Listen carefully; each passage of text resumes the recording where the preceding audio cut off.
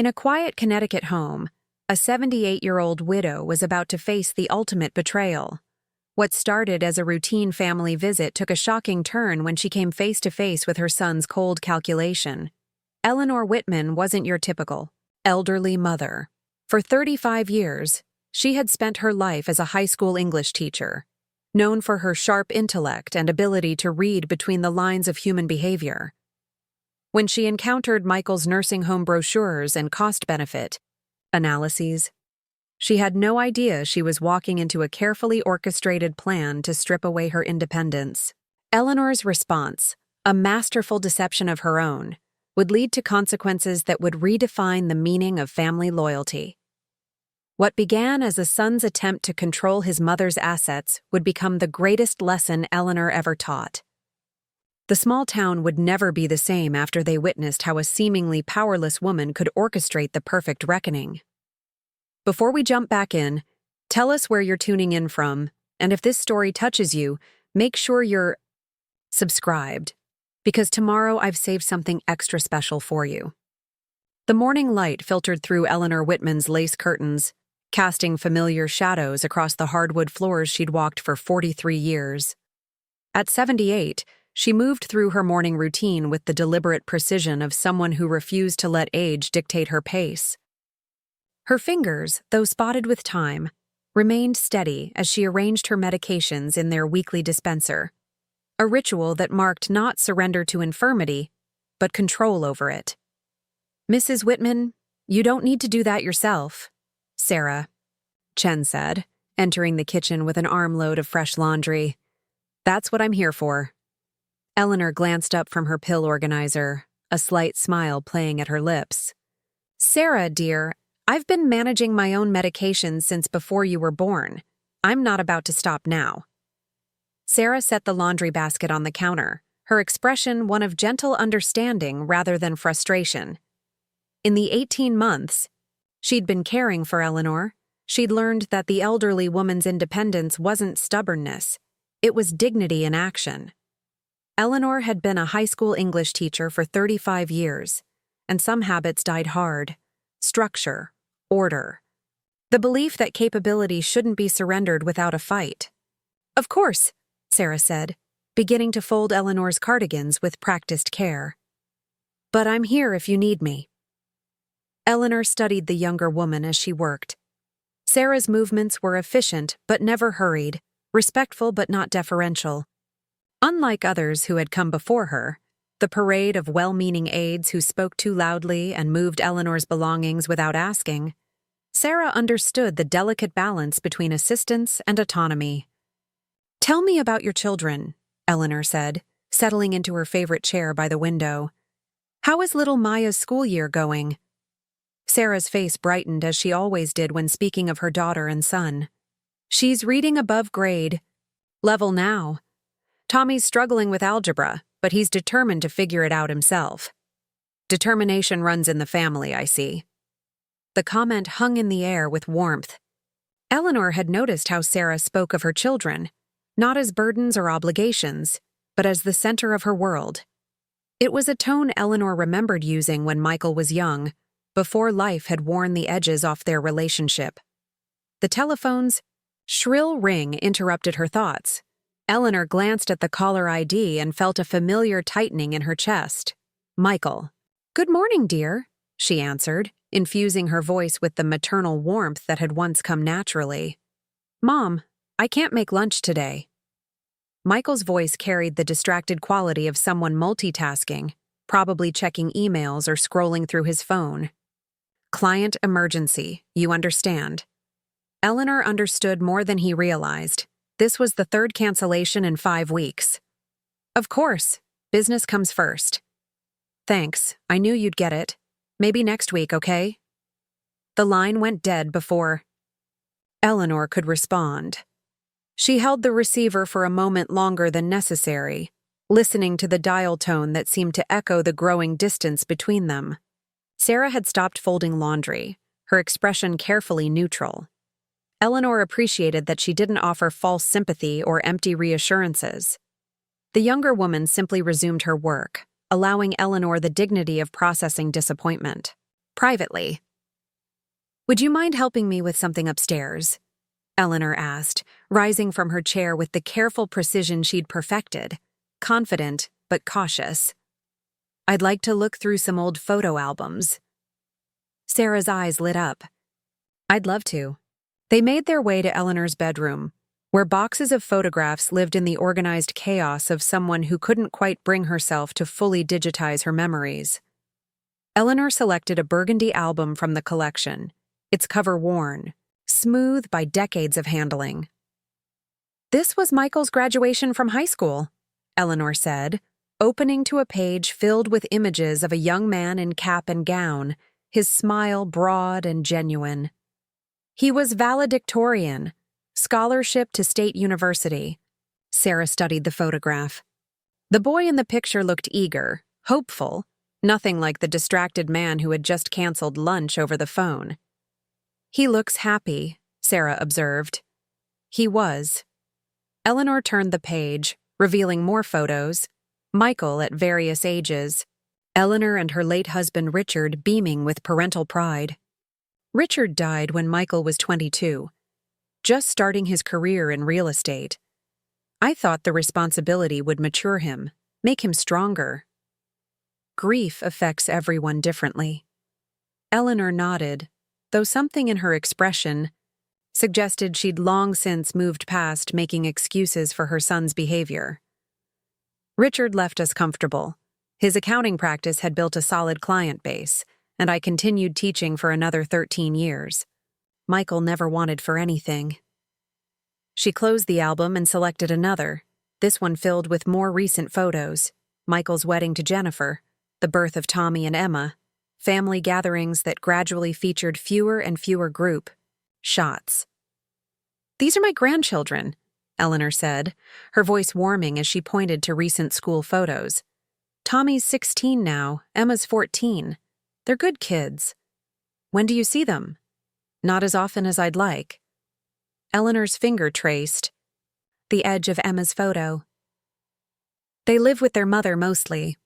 Jennifer and I still talk, though Michael doesn't know that." Sarah sensed there was more to that story but didn't press. Instead, she helped Eleanor organize the albums back into their boxes, noting how the older woman's hands lingered on certain photographs, the ones featuring genuine smiles, spontaneous moments of joy that seemed increasingly rare in the newer pictures. Downstairs, Sarah's phone buzzed with an incoming call. She glanced at the screen and sighed. "I'm sorry, Mrs. Whitman. It's my mother. I should take this." Eleanor nodded, settling back into her chair with the morning newspaper while Sarah stepped into the hallway. But the walls of the old house were thin, and Eleanor's hearing, despite her age, remained sharp. "Mama, I can't afford that right now," Sarah was saying in Mandarin, her voice tight with stress. Eleanor didn't speak the language, but she recognized the universal tone of financial worry. "The elder care program doesn't pay enough to cover everything. I know, but Mrs. Chen is family too, and she needs—" The conversation continued for several minutes, Sarah's voice growing more strained. Eleanor found herself thinking about the careful way Sarah budgeted her grocery purchases when she shopped for the household, how she'd mentioned taking night classes toward her nursing degree but never complained about the exhaustion of working 2 jobs while raising 2 children alone. When Sarah returned, her composure was intact, but Eleanor caught the slight tightness around her eyes. "Everything all right, dear?" "Yes, ma'am. Just family stuff." Eleanor nodded, understanding the weight that phrase could carry. She excused herself to her study, where she kept her financial records in the same meticulous order she'd maintained as a teacher. Opening her latest investment statements, she reviewed numbers that would surprise most people. Richard's conservative investments had grown steadily over the decades, supplemented by her own teacher's pension and Social Security. She was, by any reasonable measure, quite comfortable. More than comfortable, actually. The house was paid for, her medical expenses were manageable with good insurance, and her monthly expenses were modest. She could afford far more care than Sarah's part-time assistants, but she preferred the arrangement as it was. Sarah treated her like a person, not a patient. As she was filing the statements away, her phone rang again.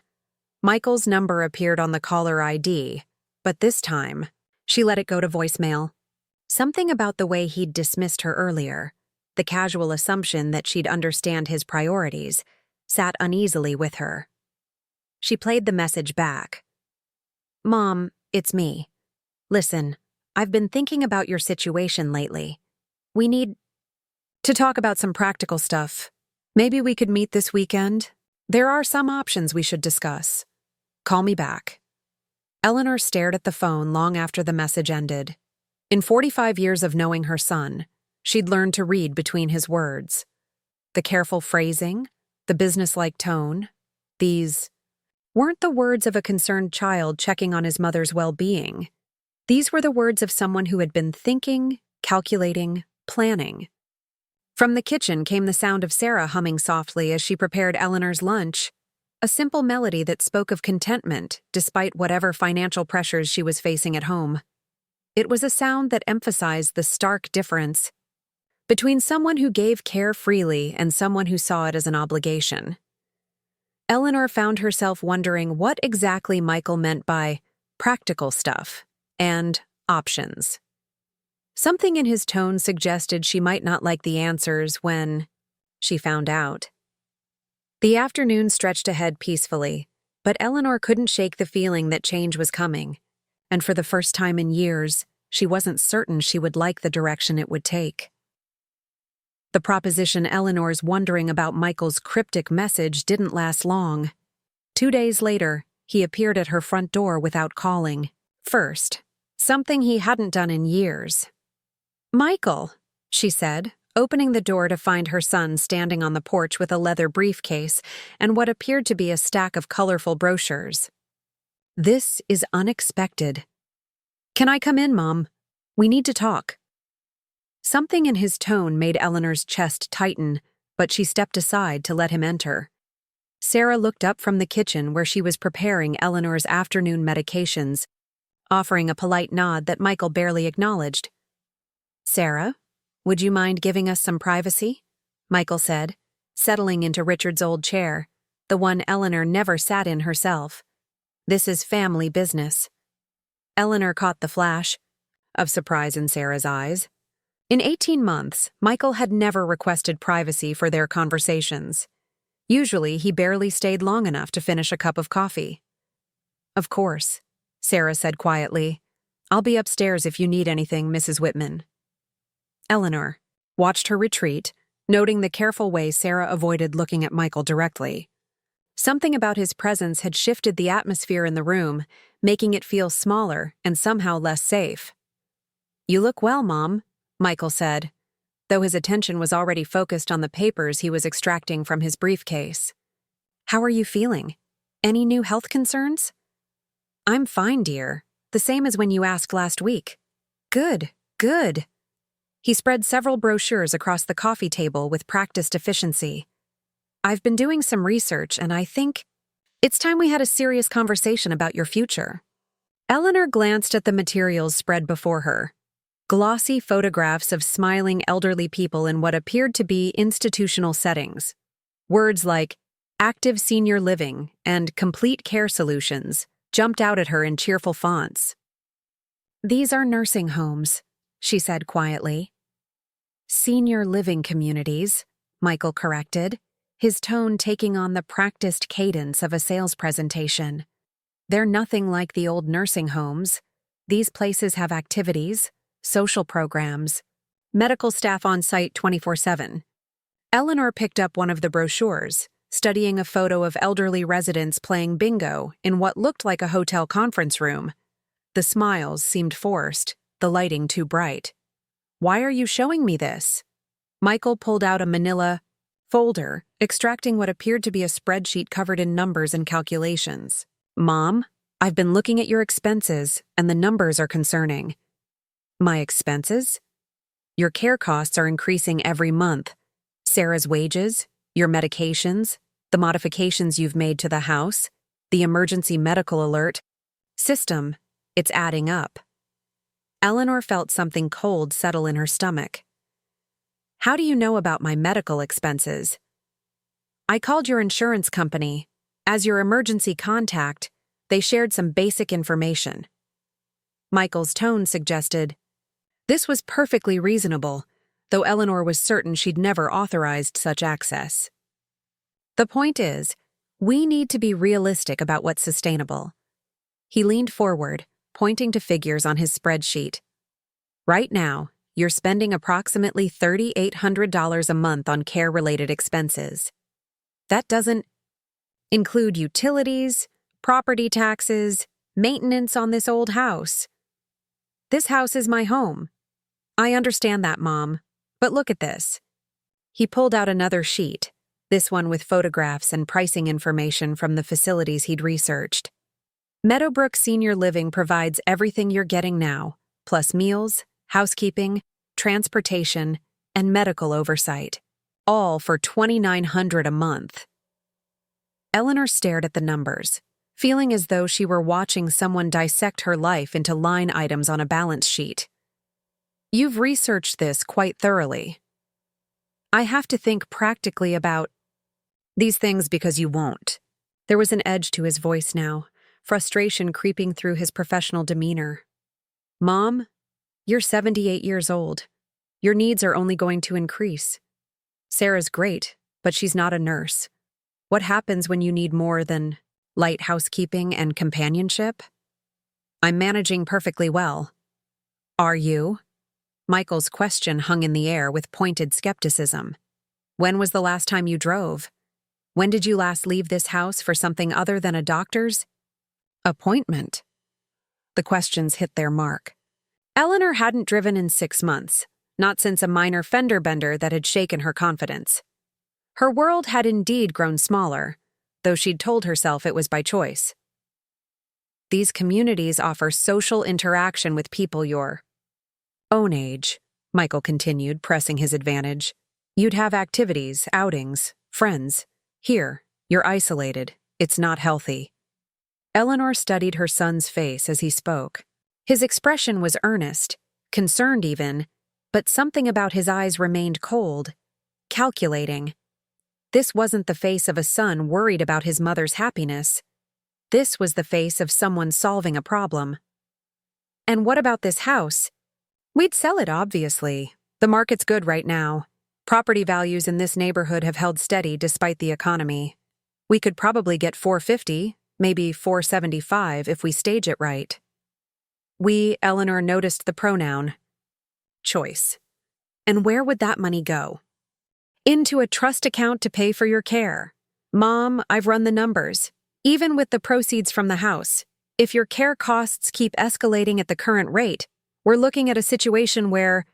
He paused, seeming to choose his words carefully. Where resources become strained. Eleanor felt her breath catch. Are you saying I can't afford to live in my own home? I'm saying we need to be responsible about planning for the future. You're becoming… He stopped himself, but Eleanor heard the unspoken word hanging between them. I'm becoming what, Michael? He looked away, his professional composure slipping slightly. You're becoming expensive to maintain. The words landed like a physical blow. Eleanor felt her hands trembling slightly and folded them in her lap to still them. In all her years of teaching, she'd encountered parents who saw their children as investments, as extensions of their own ambitions. She'd never imagined that her own son might view her the same way, as an asset to be managed, or a liability to be minimized. I see, she said quietly. Michael seemed to realize he'd crossed a line because his tone softened slightly. Mom, I'm not trying to hurt your feelings. I'm trying to look out for your best interests, and honestly, for mine too. I have Tommy and Emma to think about, their college funds, their future. Jennifer's been struggling since the divorce, and I'm doing what I can to help, but my resources aren't unlimited. Eleanor looked at her son, really looked at him, and saw a stranger. When had his eyes become so hard, When had his mouth learned to form words that reduced his mother to a budget line item? "What do you need from me?" she asked. "Just think about it. Visit a few of these places. Talk to the staff. I think you'll be surprised by how nice they are." He began gathering his papers with the efficiency of someone wrapping up a successful meeting. "I can arrange tours for next week if you'd like. I'd like some time to consider this." "Of course. But Mom, don't take too long. Some of these places have waiting lists. The good ones fill up fast." After Michael left, Eleanor sat in the sudden quiet of her living room, surrounded by the cheerful brochures he'd left behind. She could hear Sarah moving around upstairs, probably giving her space to process what had just happened. The photos on the brochures smiled up at her.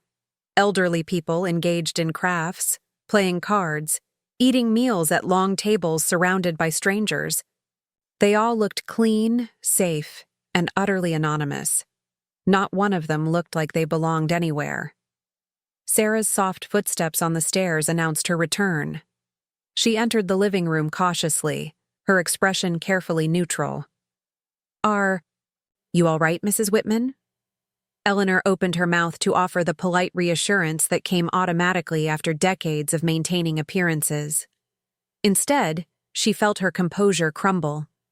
The tears came suddenly, unexpected and overwhelming. Sarah was beside her in an instant, offering tissues and a steady presence without overwhelming comfort. She didn't say anything, didn't offer empty reassurances or ask invasive questions. She simply sat with Eleanor while the older woman grieved, for something she couldn't quite name. When the tears finally stopped, Eleanor felt something settling in her chest. Not resignation, something harder and more determined. "Sarah," she said quietly, "would you mind getting me my address book? I need to call my attorney." Sarah nodded, understanding that something fundamental had shifted. "Of course, Mrs. Whitman. Right away."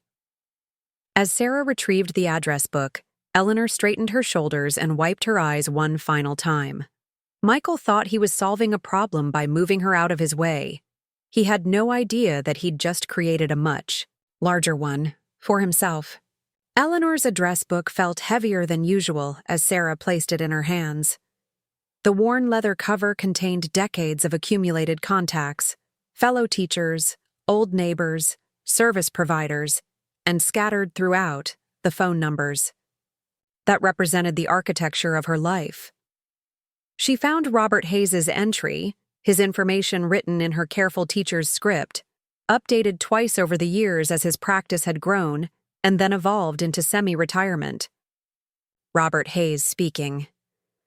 "Robert, it's Eleanor Whitman. I hope I'm not calling at an inconvenient time." Eleanor. The warmth in his voice was immediate and genuine. "Never inconvenient. How are you holding up?" Something in his tone suggested he already knew this wasn't a social call. After 30 years of friendship, Robert had developed an ear for the subtle variations in Eleanor's voice, the difference between chatting and needing counsel. "I'm well, thank you, but I find myself in need of some legal advice. Would it be possible to schedule an appointment?" "Of course. How's tomorrow afternoon? Say 2 o'clock? Eleanor glanced at Sarah, who nodded encouragingly. "That would be perfect." "Eleanor." Robert's voice carried a note of careful concern. "Is everything all right? You sound strained." "I'll explain everything tomorrow. Thank you, Robert." After hanging up, Eleanor sat quietly for a moment, organizing her thoughts with the same methodical approach she'd once used to plan lesson curricula. She needed information, and she needed it gathered carefully, systematically, without arousing Michael's suspicion. "Sarah," she said finally, "I have a favor to ask.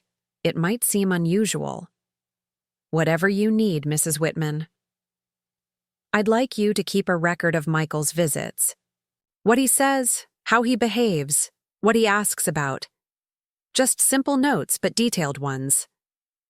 Sarah's expression grew thoughtful. "You mean like documentation?" "Exactly like documentation. Eleanor met her eyes directly. I have a feeling I'm going to need evidence of patterns. The next afternoon, Eleanor found herself in Robert Hayes's law office for the first time in over a year.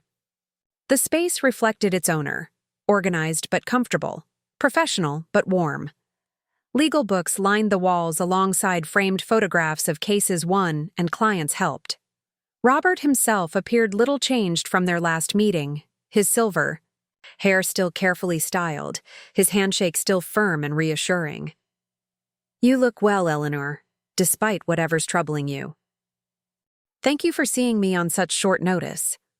Robert gestured to the chairs arranged around a small conference table rather than positioning her across his imposing desk, a choice that spoke to his understanding of power dynamics and Eleanor's need to feel like a partner in whatever conversation was coming.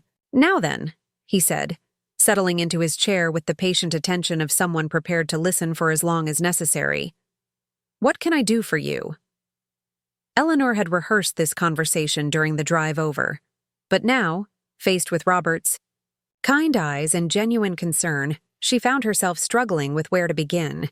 Robert, has Michael contacted you recently about my will or estate planning? Robert's expression shifted almost imperceptibly, the carefully neutral look of an attorney who'd just been asked about confidential communications. Eleanor, you know I can't discuss conversations with other parties, even family members, without your explicit consent. I'm giving you that consent. I need to know what my son has been asking about. Robert was quiet for a long moment, clearly weighing his words carefully. 3 weeks ago, Michael called asking about the general timeline for estate proceedings, specifically how long the probate process typically takes in Connecticut. Eleanor felt her stomach tighten. What did you tell him? The standard information that it depends on the complexity of the estate, whether there are contested elements, the efficiency of the executor, usually 6 months to 2 years. Did he ask about anything else? He wanted to know about healthcare directives, power of attorney documents, whether you had updated anything recently. Robert leaned forward slightly. Eleanor, these aren't necessarily concerning questions. Many adult children start thinking about these practicalities as their parents age. But the way he asked them, it felt less like concern for your well-being and more like someone planning a business acquisition. The blunt assessment landed exactly where Eleanor had expected it would. Robert had always possessed an ability to read people that made him exceptional at his profession. Yesterday, he presented me with research about nursing homes, complete, with cost-benefit analyses and suggestions that I sell my house to fund my care. Robert's expression darkened. Did he ask you to sign anything? Not yet, but he made it clear this wasn't really a discussion, more of a notification of decisions that had already been made. Eleanor, I need to ask you something, and I want you to answer honestly. Are you having any cognitive difficulties, memory problems, confusion? You mean, am I losing my mind? Eleanor's voice carried a dry humor that Robert recognized as vintage Eleanor Whitman. No more than usual for someone my age. Why? Because if Michael is planning what I think he might be planning, he'll need to establish some kind of incompetency to override your wishes. Either medically documented or, he paused, or witnessed by others who can testify to my declining faculties? Exactly. Eleanor sat back in her chair, pieces of a puzzle clicking into place. Michael's sudden concern about her isolation, his questions about when she'd last driven, his comments about her becoming expensive to maintain. It wasn't just about money. It was about establishing a narrative. Robert, I want to review my will, all of it. And I want to understand exactly what protections I have if someone tries to have me declared incompetent. Of course. But Eleanor, there's something else we should discuss. Your current will leaves everything to Michael, with provisions for the children if something happens to him. Given what you've told me, you might want to consider some modifications. They spent the next hour reviewing Eleanor's estate, documents, Robert explaining various options and protections with the patient thoroughness she remembered from when he'd handled Richard's affairs. By the time she left his office, Eleanor had a clear understanding of her legal position and several ideas about how she might want to change it. But first, she needed more information. That evening, after Sarah had gone home to her own family, Eleanor sat in her study with a cup of tea and her phone. Jennifer's number was written in her address book under Michael's old entry, added after the divorce when Eleanor had made it clear she intended to maintain a relationship with her grandchildren, regardless of her son's marital status. Eleanor? Jennifer's voice carried surprise and genuine pleasure. How lovely to hear from you. How are you doing? I'm well, dear. I hope you don't mind me calling so late. Not at all. Tommy and Emma are doing homework, so I actually have a few minutes to talk. They'll be so excited to hear I spoke with you. Eleanor felt a warmth that had been missing from her recent conversations with Michael. How are they doing? Really doing? They're good kids. Tommy's been talking about colleges, which terrifies me financially, but I'm proud of his ambition. Emma's discovered photography and is constantly taking pictures of everything. And how are you managing? I know things have been difficult since the divorce. There was a pause, and Eleanor sensed Jennifer choosing her words carefully. Some days are harder than others, but we're making it work. Jennifer, I hope you don't mind me asking, but how are things with Michael? With the children's expenses and support? Another pause, longer this time. Eleanor, it's complicated. I'm not asking you to betray any confidences.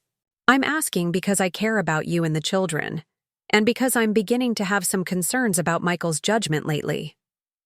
Jennifer sighed deeply. He's been inconsistent with support payments, and when he does pay, it's often less than what was agreed upon. He says business has been slow, but... Her voice trailed off. But? Eleanor, I probably shouldn't tell you this, but I found out he's been gambling again. Online poker, mostly. I only know because Tommy saw charges on Michael's credit card statement when he was at his father's house last month. Eleanor felt her hand tighten on the phone. Gambling? It was a problem during our marriage, too. Not just the money, but the lying about it. The elaborate stories about where the money went. He'd tell me he was investing in his business or helping clients with financing, but it was always the gambling. Has he said anything to you about my situation? About plans for my care? He mentioned something about you maybe moving to a community setting. He said you'd agreed to look at some places. Jennifer's voice carried a note of confusion. I was surprised because you've always seemed so happy in your house. I haven't agreed to anything. In fact, this is the first I'm hearing that he's discussed it with anyone else. Oh. Jennifer was quiet for a moment. Eleanor, is everything okay? You sound worried. Eleanor found herself making a decision that would have seemed impossible just days ago. Jennifer, I need to ask you something, and I need you to be completely honest with me. Do you think Michael is capable of putting his own financial interests ahead of my well-being? The silence that followed was answer enough, but Jennifer's eventual response was even more telling. Eleanor, I hate to say this about the father of my children, but yes, I think he's capable of exactly that. They talked for another 20 minutes, with Jennifer sharing details about Michael's financial irresponsibility that painted a picture Eleanor found increasingly disturbing. Not just the gambling, but elaborate schemes to defer expenses, promises to the children about educational funds that didn't exist, and a pattern of treating other people's resources as his own. When Eleanor finally hung up, she sat in the gathering darkness of her study, feeling as though she was seeing her son clearly for the first time in years, perhaps for the first time ever. The next morning, Sarah arrived to find Eleanor already, dressed and sitting at her kitchen table with a notepad covered in her careful handwriting. Good morning, Mrs. Whitman. You're up early. I have some research to do today. Would you mind driving me to the library? Sarah looked curious, but didn't ask questions. Of course, what kind of research? I want to understand exactly what Michael is proposing when he talks about these senior living communities. I want to know what the reality looks like beyond the glossy brochures. At the library, Eleanor settled herself at one of the computer terminals with the patient determination of someone who had taught herself to use technology late in life, but refused to be intimidated by it.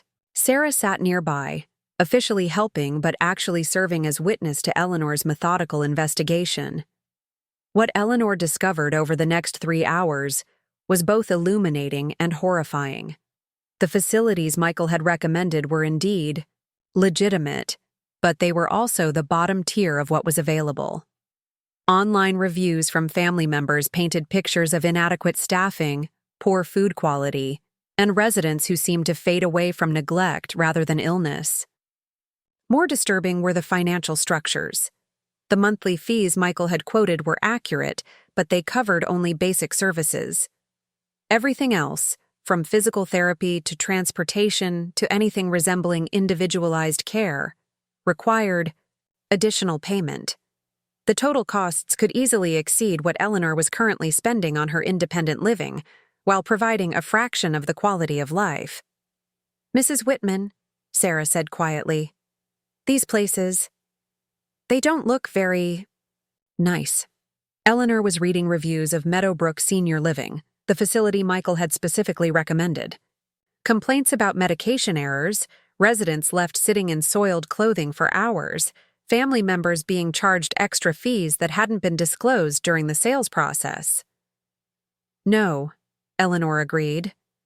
They don't. She printed out several pages of reviews and regulatory reports, adding them to the folder she was building. Evidence. Documentation. The same careful record-keeping that had made her an effective teacher was now being turned toward protecting herself from her own son. That afternoon, back at home, Eleanor called Robert Hayes again. I've done some research, she told him, and I think I'm beginning to understand what Michael has in mind for me. And I don't think he's thinking about what's best for me at all. I think he's thinking about what's most convenient for him and most profitable. Robert was quiet for a moment. Eleanor, what do you want to do about this? Eleanor looked around her living room, at the furniture she and Richard had chosen together, the bookshelves filled with volumes she'd collected over decades of teaching, the photographs that traced the history of her family.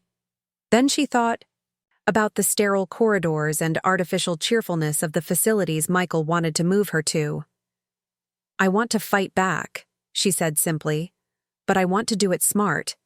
And I want to do it in a way that maybe, just maybe, teaches my son something about the consequences of treating people like balance sheet entries. I think, Robert said, and Eleanor could hear the smile in his voice. We can arrange that. As Eleanor hung up the phone, she realized that for the first time since Michael's visit, she felt something other than hurt and betrayal. She felt purpose. And she felt, surprisingly, a kind of grim anticipation. Michael thought he was dealing with a helpless old woman who could be manipulated and managed like any other business problem. He was about to discover that his former English teacher mother had learned a few things about strategy over the years, and that underestimating Eleanor Whitman was a mistake he would regret for the rest of his life. The morning after Eleanor's conversation with Robert, she found herself studying Sarah with new eyes as the younger woman moved through their established routine. There was something deliberate about Sarah's movements, a kind of reverent care, in how she handled Eleanor's belongings, arranged her medications, prepared her breakfast. It wasn't just professionalism, it was something deeper. Sarah, Eleanor said as they settled into their usual morning rhythm, may I ask you something personal? Of course, Mrs. Whitman. You mentioned your mother the other day when you were on the phone. She's getting older, isn't she? Sarah's hands stilled on the teacup she was washing. Yes. She's 74 now, lives with my sister in California. And that phone call. It was about her care, wasn't it? Sarah nodded, her expression growing thoughtful. My sister wants to put her in assisted living. Says it's too much work, too expensive to keep. Modifying the house for her needs. She dried the cup with careful precision. But in our culture, in Taiwan, we believe that caring for our elders is one of the most sacred responsibilities we have. Eleanor felt something click into place. That's why you do this work. Partly, yes. When I first came to America, I worked in offices, tried to use my business degree. But when I started caring for elderly clients, it felt right.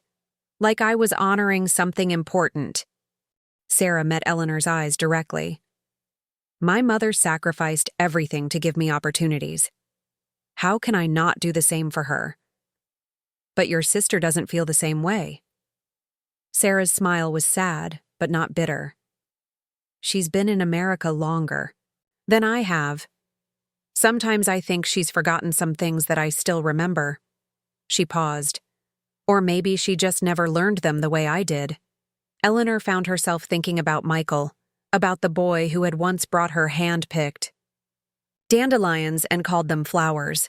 When had he stopped seeing her as a person worth caring for and started seeing her as a problem to be solved? Sarah, can I tell you something about your nursing school?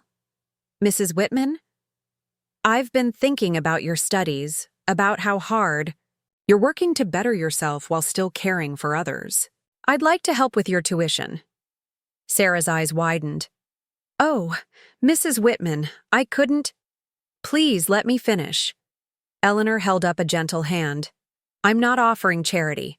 I'm offering investment in someone who understands what real care looks like, who will go out into the world and treat other people's mothers and fathers with the dignity they deserve. Sarah was quiet for a long moment, clearly struggling with emotions. Why would you do that for me? Because, Eleanor said simply, you've shown me what family really means, and it has nothing to do with blood. The conversation was interrupted by the doorbell. Eleanor glanced at the clock, 10:30 in the morning, which meant it was probably Michael. He'd been calling more frequently since their nursing home conversation, checking in with what he probably thought was subtle monitoring of her decision-making process. But when Sarah opened the door, it was Jennifer standing on the porch with Tommy and Emma. Grandma Eleanor! Emma rushed past her mother to wrap Eleanor in a fierce hug that smelled of teenage shampoo and strawberry lip gloss. What a wonderful surprise, Eleanor said, genuinely delighted. I wasn't expecting you today. We were in the area for Emma's photography class, Jennifer explained, and the kids insisted on stopping by. I hope that's okay. It's more than okay. Sarah, would you mind making some of that wonderful iced tea? And I think we have cookies. As Sarah bustled off to play hostess, Eleanor settled into her favorite chair, with Emma curled up on the floor beside her, and Tommy sprawled in, his grandfather's old chair with the casual comfort of someone who felt truly at home. How's school? Eleanor asked. Boring, Tommy said with characteristic 16-year-old dismissiveness. But I'm getting better grades in English. Been thinking about what you said about writing being thinking made visible. Eleanor felt a warmth that had nothing to do with the morning sun streaming through her windows. Your grandfather used to say that good writing was just clear thinking with clothes on. Emma giggled. Grandpa was funny. He was indeed. Eleanor studied her grandchildren's faces, noting the easy affection, the genuine pleasure they took in being here. Have you given any thought to college, Tommy? Yeah, actually. Mom and I have been looking at state schools. Maybe something with a journalism program. His expression grew slightly clouded. Dad says I should think about business instead. More practical. And what do you think? I think Dad doesn't really know what I'm good at, Tommy said with the blunt honesty of adolescence. Jennifer shot her son a warning look, but Eleanor was intrigued by the comment. What do you mean? Tommy glanced at his mother, who gave a small nod of permission. He's been acting weird lately, asking questions about you, about whether we think you're okay living alone, stuff like that. Emma looked up from the photo album she'd been browsing. He asked if we thought you were getting confused or forgetful. I told him you remember everything, like all the birthdays and what we like to eat and stories about when Dad was little that he doesn't even remember. Eleanor felt her chest tighten.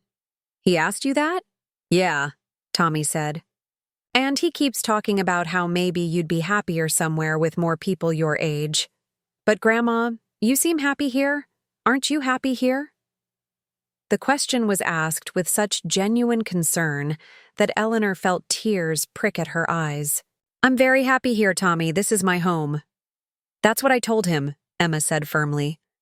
I said you belong here with all your books and pictures and memories. Jennifer had been quiet during this exchange, but now she spoke up. Kids, why don't you help Sarah in the kitchen? I'd like to talk to Grandma Eleanor for a minute. After the teenagers reluctantly departed, Jennifer moved to the chair closest to Eleanor. I'm sorry about that. I didn't realize Michael had been questioning them about you. Don't apologize. I'm glad to know. Eleanor studied Jennifer's face. You're concerned too, aren't you? Honestly? Yes. Michael's been asking me strange questions about your finances, your daily routine, whether I think you're managing. Okay. At first I thought he was just being a good son, but... She trailed off.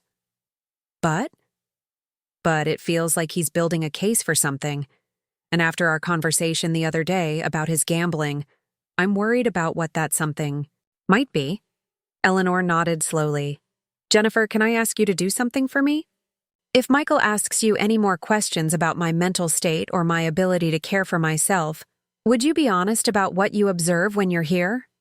Of course, but Eleanor, what's going on? I think my son is trying to have me declared incompetent so he can make decisions about my care and my finances without my input.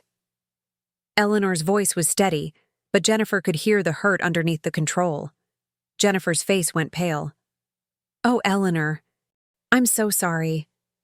Don't be sorry. Help me. Help me by continuing to bring the children to visit, by being honest about what you see, by remembering that sometimes the family we choose is stronger than the family we're born into. That afternoon, after Jennifer and the children had left, Eleanor sat in her study with Robert Hayes on speakerphone while Sarah took notes.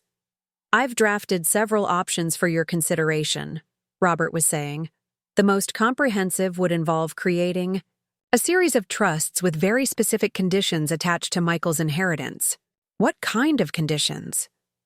The kind that would require him to demonstrate genuine care and respect for your well-being over a sustained period of time. The kind that would make it impossible for him to benefit from treating you poorly. Eleanor felt a smile tugging at her lips. Go on. We could also establish Sarah as a co-trustee with veto power over certain decisions, and create educational trusts for Tommy and Emma that Michael couldn't access or influence. And if he contests it, that's where the documentation Sarah has been gathering becomes crucial. We create a legal record of his behavior that supports your decisions. After Robert hung up, Eleanor looked at Sarah, who had been quietly taking notes throughout the conversation. Are you comfortable with this? Eleanor asked. Being part of something that might get complicated? Sarah set down her pen and met Eleanor's eyes directly. Mrs. Whitman, in my culture, we have a saying, when someone shows you who they are, believe them. Your son has shown you who he is. You're just making sure the world sees it too. Eleanor felt a deep sense of satisfaction settle over her. She had allies now, real ones, who cared about her as a person rather than as an asset to be managed. She had legal options that would protect both her dignity and her grandchildren's future. And most importantly, she had a plan. Michael thought he was manipulating a helpless old woman. Instead, he was about to discover that his former teacher mother had learned some very important lessons about strategy, patience, and the power of careful preparation. The game was just beginning, and Eleanor intended to win. Eleanor was enjoying a quiet Tuesday morning with Sarah when Michael's car pulled into her driveway. But this time, he wasn't alone. A second vehicle followed, a white sedan with Meadowbrook Senior Living printed in cheerful blue letters on the side. "Mrs. Whitman," Sarah said quietly, watching from the window. "There are people with him." Eleanor set down her coffee cup with steady hands, though her heart had begun to race. "I see them." Michael bounded up the front steps with the artificial energy of someone who had rehearsed this moment. Behind him came two women in professional attire, one carrying a clipboard, the other a briefcase that appeared to contain brochures and forms. "Mom!" Michael called through the door as he knocked. "I have some people here I'd like you to meet." Eleanor opened the door to find her son wearing his most charming smile, the one she remembered from his childhood when he'd broken something and was hoping charm would deflect consequences. "Michael, you didn't mention you were bringing guests." "Mom, this is Patricia Walsh from Meadowbrook Senior Living and Janet Hughes, their intake coordinator." He gestured to the women as though he were hosting a dinner party. "I arranged for them to come by and meet you, maybe do a quick assessment of your needs." Patricia Walsh stepped forward with practiced warmth. "Mrs. Whitman, it's so lovely to meet you. Your son has told us so much about you."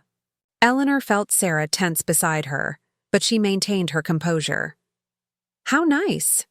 Though I'm afraid Michael didn't mention you were coming. I wasn't prepared for visitors." "Oh, that's perfectly fine," Janet Hughes chimed in. "We're very informal. We just like to get to know our potential residents in their own environment first." Potential residents. Eleanor noted the phrasing, not "if you're interested," but as though her residence at their facility was already a foregone conclusion. "Please come in," Eleanor said, stepping aside, though every instinct told her to close the door. The next hour unfolded like a carefully orchestrated performance. Patricia and Janet moved through Eleanor's home with the practiced efficiency of people conducting an evaluation, making notes about the stairs, the bathroom fixtures, the distance between furniture. They spoke to Michael more than to Eleanor, asking him about her medical history, her daily routines, her episodes of confusion. "I haven't had any episodes of confusion," Eleanor interjected when Janet mentioned this particularly concerning note. Michael's laugh was too loud, too dismissive. "Mom, you know you've been having some memory issues. Remember last week when you couldn't find your reading glasses?" Eleanor remembered the incident perfectly. She'd been looking for her glasses. While they were on her head, something that had happened to her regularly for 20 years and happened to most people over 60. But in Michael's retelling, it became evidence of cognitive decline. "Mrs. Whitman," Patricia said with the kind of gentle condescension reserved for children and the elderly, "it's very common for people to not notice their own memory changes. That's why family input is so important." Sarah had remained silent throughout the visit, but Eleanor could see her growing agitation in the tight set of her shoulders, the way her hands clenched when Michael spoke about Eleanor, as though she weren't in the room. "Now," Janet said, settling herself at Eleanor's dining room table and opening her briefcase, "let's talk about next steps. We have some preliminary paperwork that will get the process started." She spread out several forms, pointing to signature, lines with practiced efficiency. "This is just an application to get you on our waiting list. Nothing binding, of course.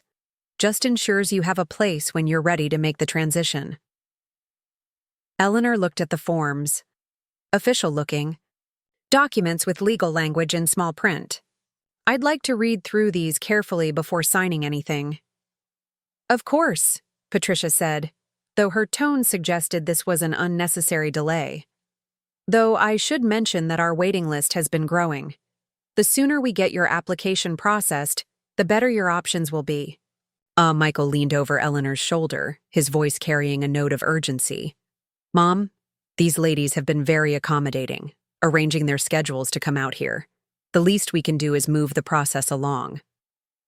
Eleanor felt the weight of their collective expectation pressing down on her.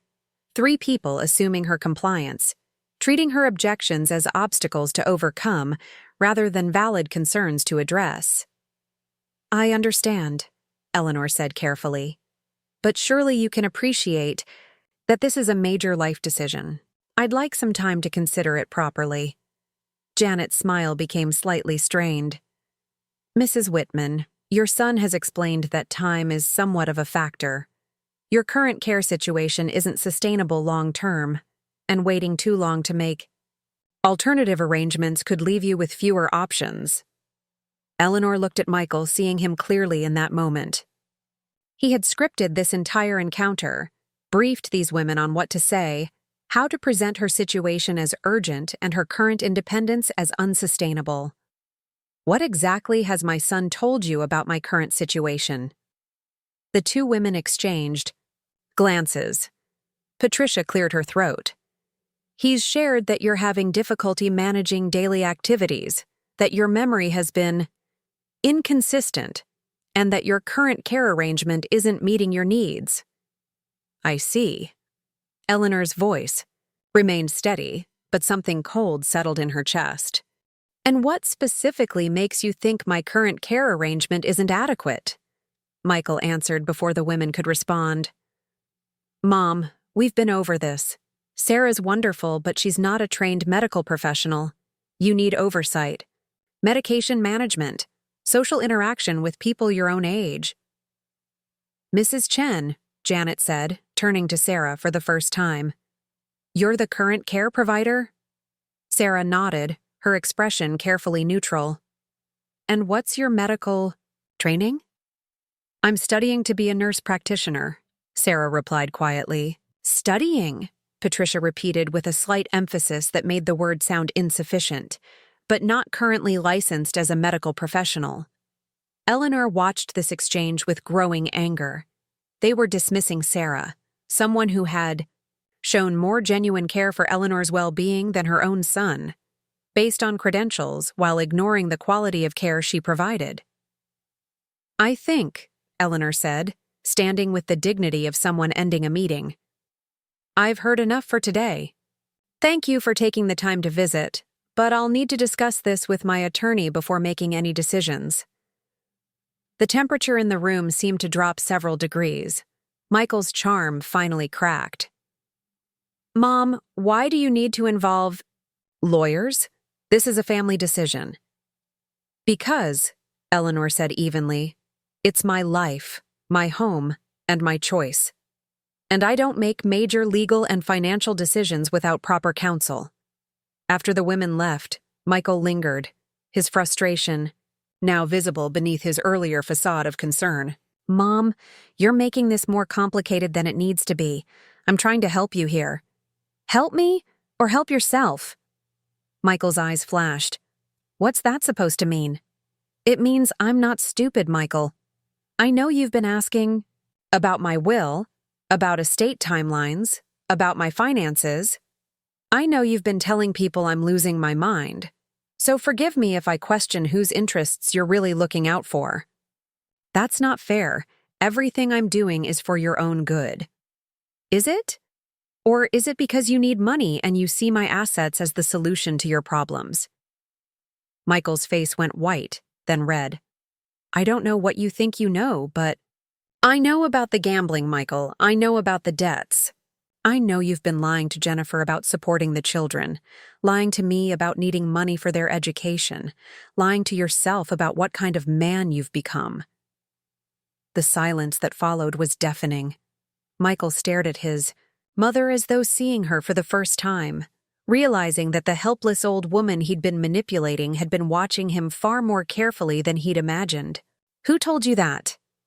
His voice was quiet, dangerous. "Does it matter? The question is whether it's true." Michael's composure finally shattered completely. "You know what, Mom? You want to make this difficult, that's fine. But you're not going to live in this house forever, playing games with people who don't really care about you." He gestured toward Sarah. "You think she's here because she loves you? She's here because you pay her. The minute you stop being useful to her, she'll be gone just like everyone else." Sarah flinched as though she'd been slapped, but Eleanor's voice remained steady. "Michael, I think you should leave now." "Fine, but this conversation isn't over. I'm not going to watch you destroy your future out of stubbornness." Preparing and narrating this story took us a lot of time, so if you are enjoying it, subscribe to our channel. It means a lot to us. Now back to the story. After he stormed out, Eleanor sank into her chair, suddenly feeling every one of her 78 years. The confrontation had taken more out of her than she'd expected. "Mrs. Whitman," Sarah said quietly, "I'm so sorry you had to go through that." Eleanor looked at the younger woman, seeing the hurt in her eyes from Michael's cruel words. "Sarah, you know what he said about you isn't true, don't you?" "I know, but it still hurt to hear. Good people feel pain when they encounter cruelty. It's one of the things that makes them good people." Eleanor reached for Sarah's hand. "My son has forgotten that lesson, I'm afraid." That evening, Eleanor called Robert Hayes at home, something she'd never done in 30 years of friendship. "Robert, I'm sorry to bother you, but I need to finalize those documents we discussed. Tomorrow, if possible." "Eleanor, what's happened?" She told him about the day's events, about the nursing home representatives, about Michael's escalating pressure and increasingly desperate behavior. "He's not going to back down," she concluded, "and I'm not going to spend whatever time I have left fighting off attempts to control my life. It's time to end this." "Are you sure? Once we implement the new will and trust structures, there's no going back." Eleanor looked around her living room, at the home she'd built with Richard, the life she'd created, the independence she'd fought to maintain. Then she thought about Michael's casual cruelty, his willingness to humiliate her in front of strangers, his assumption that she was too weak and confused to resist his plans for her life. "I'm sure, Robert, my son wants to treat me like a problem, to be solved and an asset to be managed. It's time he learned that I'm neither." "Then let's solve his problem permanently," Robert said, and Eleanor could hear the grim satisfaction in his voice. "I'll have everything ready by tomorrow afternoon." As Eleanor hung up the phone, she felt a strange sense of peace settling over her. The hurt was still there, would probably always be there, but it was overlaid now with something stronger. Purpose, justice, the satisfaction of knowing that Michael's greed and cruelty were about to become the architect of his own downfall. He thought he was closing in on victory, forcing her into submission through pressure and manipulation. He had no idea that every cruel word, every dismissive gesture, every attempt to humiliate her had been carefully documented and would soon serve as evidence of exactly the kind of son he'd chosen to become. Tomorrow, Eleanor would sign documents that would ensure Michael learned a lesson he should have absorbed decades ago, that treating people with dignity and respect wasn't just the right thing to do, it was also the smart thing to do. And that underestimating Eleanor Whitman was a mistake that would cost him everything he thought he was entitled to. The morning after her conversation with Robert, Eleanor stood before her bedroom mirror practicing expressions. She needed to look defeated, but not broken, resigned but not angry. Most importantly, she needed to convince Michael that his pressure campaign had finally succeeded in wearing down her resistance. Sarah knocked softly on the bedroom door. "Mrs. Whitman? Your son is here. He says he has some paperwork for you to review." Eleanor took a deep breath, straightening her shoulders before deliberately letting them sag slightly. "Tell him I'll be down in a moment." When she entered the living room, Michael was already seated at her dining table with several folders spread before him. His expression was carefully composed, sympathetic but businesslike, the face of someone who understood this was difficult but necessary. "Good morning, Mom. How are you feeling today?" Eleanor allowed a slight tremor to enter her voice. "Tired. Michael. Very tired." I know this has been stressful for you. That's why I wanted to come by this morning, help you get some of these decisions settled so you can rest easier. He gestured to the documents on the table. The same preliminary forms from Meadowbrook Senior Living, along with what appeared to be additional paperwork. I've been thinking about what you said yesterday, Eleanor began, settling slowly into her chair with the careful movements of someone whose bones ached. About my future, about being practical. Michael's eyes sharpened with interest. And? Eleanor let out a long sigh, one that seemed to carry the weight of surrender. Maybe you're right. Maybe I have been stubborn about this. It's just, this house holds so many memories. I know, Mom, but memories aren't tied to places. They're in here. He tapped his chest in a gesture that might have been touching if Eleanor hadn't known it was calculated. And you'll make new memories. Better ones, with people who understand what you're going through. Eleanor nodded slowly, as though his words were gradually penetrating her resistance. The ladies from Meadowbrook seemed very nice. They are. And Mom, I've looked at their programs, their facilities. You'll have activities, social interaction, medical support right there when you need it. No more worrying about falls or forgetting to take medication. I haven't forgotten to take medication, Eleanor said with a flash of her old spirit, then caught herself. But I suppose you're right to worry. Michael leaned forward, sensing victory. I am worried, Mom. I love you, and I want what's best for you. That's all this has ever been about. Eleanor looked at her son, really looked at him, and felt a profound sadness settle over her. He believed his own lies now, had convinced himself that his self-interest was actually love. Perhaps that was the most tragic part of all. Show me the papers, she said quietly. Michael's relief was palpable as he pulled the documents closer. This first one is the application for Meadowbrook. It gets you on their priority list. He pointed to signature lines with barely contained eagerness. And this one gives me healthcare power of attorney, so I can help make medical decisions when you're not able to. Eleanor read through the healthcare directive slowly, noting how broadly it was written. With Michael's signature authority, he could override her wishes about treatment, living arrangements, even basic daily decisions if he claimed they were medically necessary. This is a big step, she said. It is. But Mom, it's the right step. You won't have to worry about anything anymore. I'll handle everything. Eleanor picked up the pen, then hesitated. Michael, I need to ask you something, and I need you to be honest with me. His face tightened almost imperceptibly. Of course. Are you in some kind of financial trouble? The question hung in the air between them. Michael's expression cycled through surprise, indignation, and finally settled on wounded dignity. Mom, I can't believe you'd ask me that. After everything I'm doing to help you, you think this is about money? Eleanor studied his face, seeing the lie there but also something else. A desperate kind of self-justification that suggested he'd told himself this story so many times he almost believed it.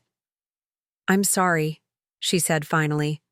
I needed to know that you're doing this because you care about me, not because you need something from me. Michael's expression softened, and for a moment Eleanor caught a glimpse of the boy he'd once been. Mom, I do care about you. I know I haven't been the best son lately, but that's because I've been so worried about you being alone in this house, trying to manage everything by yourself. The lie was so smoothly delivered that Eleanor almost believed he believed it. She nodded and picked up the pen again. There's one more thing, Michael said, pulling out a final document. This is a financial power of attorney. It'll let me help manage your accounts, pay your bills, handle the sale of the house when the time comes. Eleanor's hand stilled on the paper. This document would give Michael complete control over her assets, the ability to liquidate her investments, sell her home, and make decisions about her money without her input. This seems very comprehensive, she said. It needs to be, Mom. Financial management can be complicated, especially when health issues arise. This way, you won't have to worry about any of it. Eleanor looked at the document, then at her son's eager face, and made her decision. She signed all 3 documents with a shaking hand, each signature a small performance of defeat. Michael gathered the papers quickly, as though afraid she might change her mind. You've made the right choice, Mom. I know it's hard, but you're going to be so much happier. After he left, Eleanor sat in the quiet of her living room for several minutes before reaching for her phone. Robert! It's done. He has the documents. How did he react? Like a man who thinks he's just won the lottery. Eleanor's voice was flat, emotionless. He actually seemed to believe his own story about doing this out of love and concern. Eleanor, I need you to know that what you just did took tremendous courage. Most people in your situation would never have the strength to play the long game like this.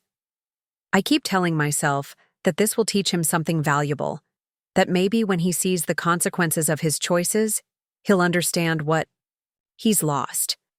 And if he doesn't? Eleanor was quiet for a moment. Then at least Tommy and Emma will understand the difference between love and manipulation. Maybe that's enough.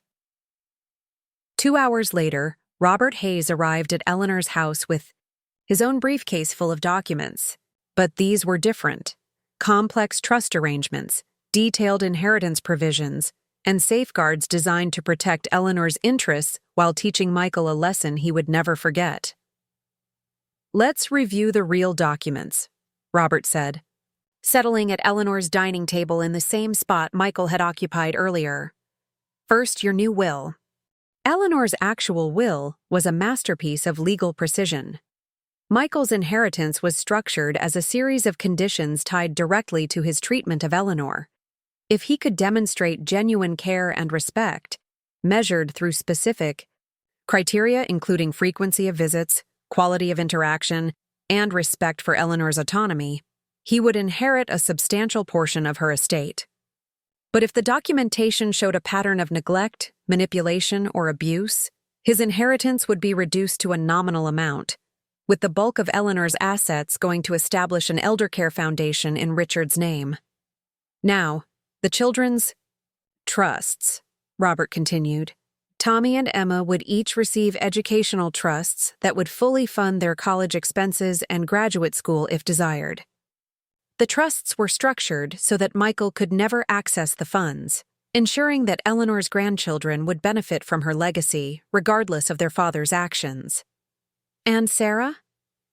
Sarah will receive enough to complete her nursing. Education debt-free, plus a substantial sum to establish her own eldercare practice if she chooses. Eleanor smiled for the first time all day. Someone who understands what real care looks like should have the resources to provide it to others. Robert pulled out a final set of documents. These establish a healthcare advocacy trust. Sarah will have legal authority to intervene if anyone attempts to make medical or living arrangement decisions for you against your will. So Michael's power of attorney documents are meaningless.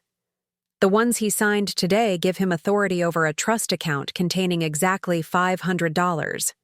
Your real assets and healthcare decisions remain entirely under your control. Eleanor felt a deep satisfaction settle over her. Every document Michael thought gave him control was actually an elaborate decoy. Meanwhile, her real legal arrangements were structured to ensure that his treatment of her would determine his own fate. There's one more element we need to discuss, Robert said. Evidence. He pulled out a small digital recorder that Sarah had been using to document Michael's visits. We have recordings of his conversations about your supposed mental decline, his casual dismissal of your wishes, his treatment of you as a financial burden rather than a person. Eleanor listened to excerpts of the recordings, Michael's voice dismissing her concerns, speaking about her as though she weren't in the room, calculating the financial benefits of moving her to cheaper care. Hearing it played back, she realized how much worse his behavior had been than she'd even recognized at the time. "This is admissible in court? If he contests the will, yes. Though, Eleanor, I suspect that once he understands what you've done, he won't want this evidence presented in any public forum." Sarah had been quietly observing from the kitchen, but now she approached with a tea service, setting cups in front of Eleanor and Robert with her usual careful attention. "Sarah," Eleanor said, "there's something else I want you to know. I've arranged for you to receive my grandmother's jewelry collection. The pieces that have been in my family for 3 generations. Sarah's eyes widened. "Mrs. Whitman, I couldn't possibly—" "Your family now, dear. The family I chose. And family treasures should go to people who understand their real value." That evening, as Eleanor prepared for bed, she found herself thinking about the performance she'd given that morning. The defeated mother, worn down by pressure and manipulation, finally surrendering to her son's superior judgment. Michael had believed it completely because it fit his narrative of Eleanor as a weak, confused old woman who needed his guidance. He had no idea that he'd just walked into a trap 40 years in the making, one built from his own callousness and greed. Tomorrow, Eleanor would continue the charade, playing the role of grateful mother who had finally seen reason. She would thank Michael for taking charge, express relief at not having to make difficult decisions anymore, and watch as he congratulated himself on his successful manipulation of the situation. Meanwhile, the legal structures she and Robert had created would quietly take effect. Sarah's authority to intervene in Eleanor's care decisions would be legally established.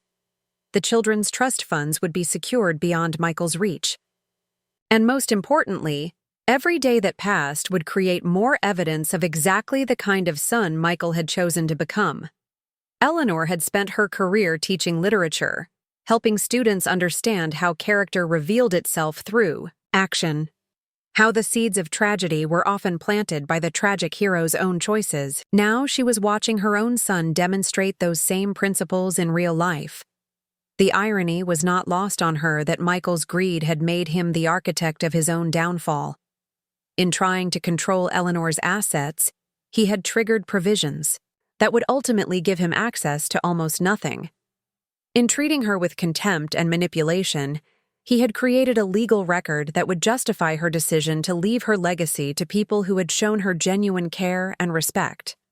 As Eleanor turned off her bedside lamp, she reflected that tomorrow would mark the beginning of the final act of this particular drama.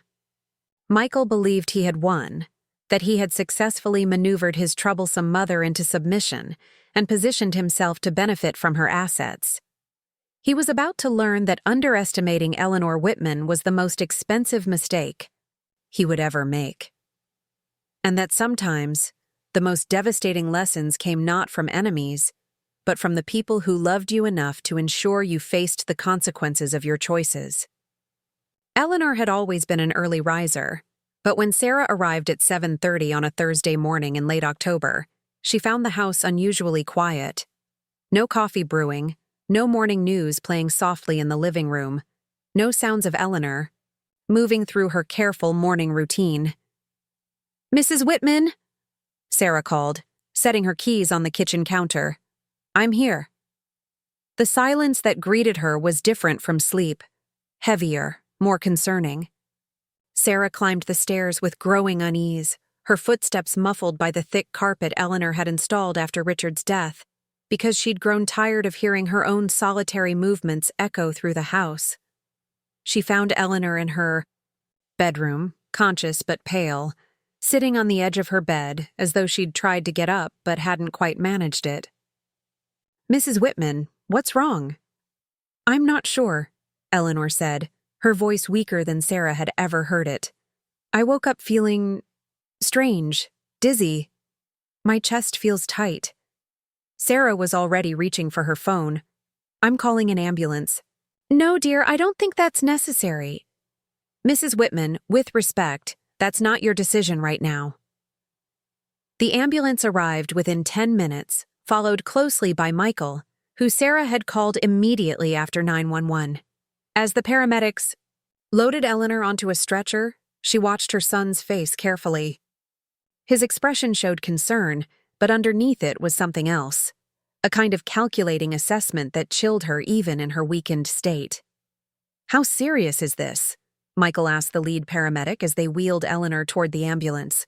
"Sir, we won't know until she's evaluated at the hospital. But given her age and symptoms, we're treating this as potentially serious." Eleanor noticed that Michael asked about the seriousness of her condition, not about her comfort or pain level, not whether she was frightened. The distinction was subtle, but telling.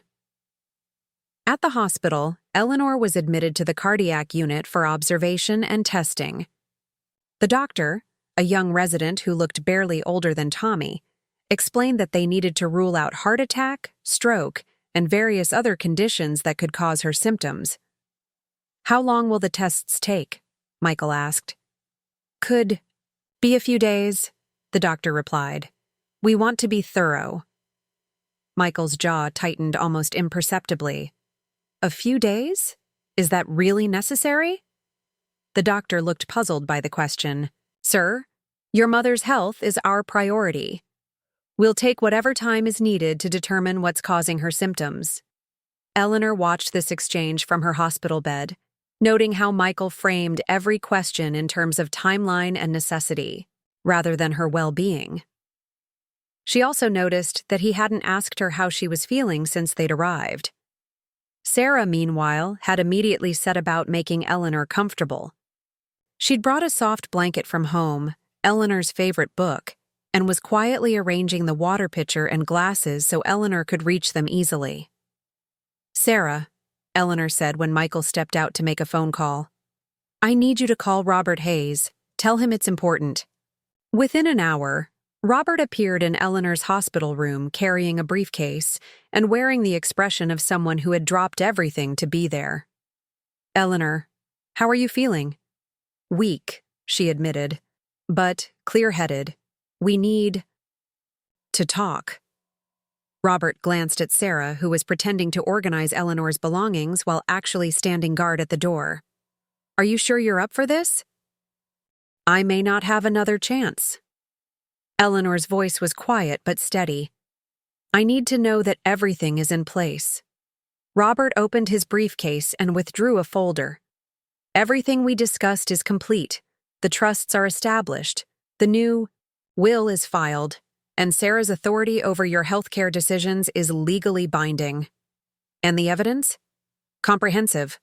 Audio recordings, documentation of his behavior, witness statements from Jennifer and the children. Eleanor, even if he contests the will, his case would be." Robert paused, choosing his words carefully. "Unsuccessful." Eleanor nodded, feeling a deep sense of satisfaction despite her physical weakness. "Good. And Robert, when the time comes, I want you to enjoy delivering the news." "Eleanor," Robert said gently, "are you sure about this? It's not too late to reconsider." Eleanor looked out the hospital window at the changing leaves, thinking about the seasons of her life, the choices that had brought her to this moment. "I've spent 45 years making excuses for my son's behavior, hoping he would grow into the man I thought he could become. But Robert, we don't get to choose who our children become. We only get to choose how we respond to who they are." Michael returned as Robert was leaving, eyeing the attorney with suspicion. "What was that about?" "Just some legal matters," Eleanor said vaguely. "Nothing urgent." That evening, as Eleanor dozed fitfully in her hospital bed, she overheard Michael in the hallway speaking to someone on his phone.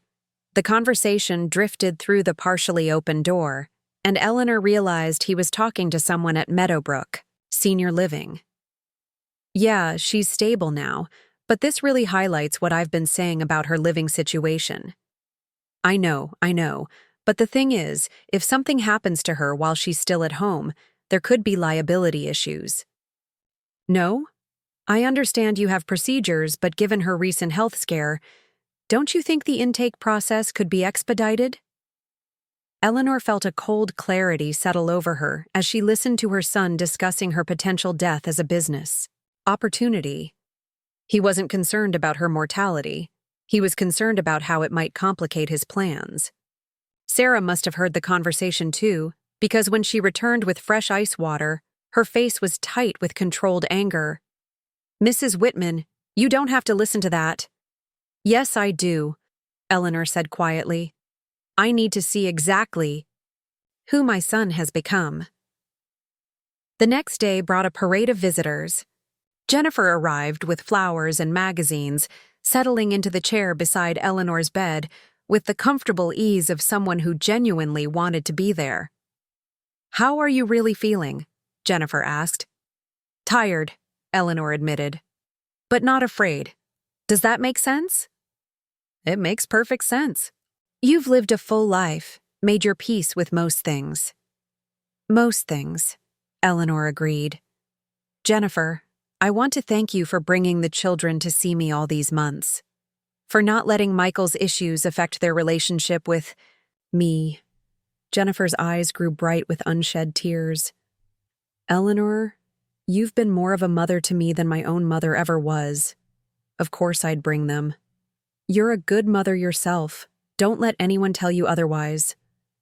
When Tommy and Emma arrived that afternoon, Eleanor felt her energy return despite her physical weakness. Emma had brought her camera and was taking pictures of everything. The flowers, the view from the window, Eleanor herself propped up against her pillows. "Grandma, you look really tired," Emma said with the blunt honesty of adolescence.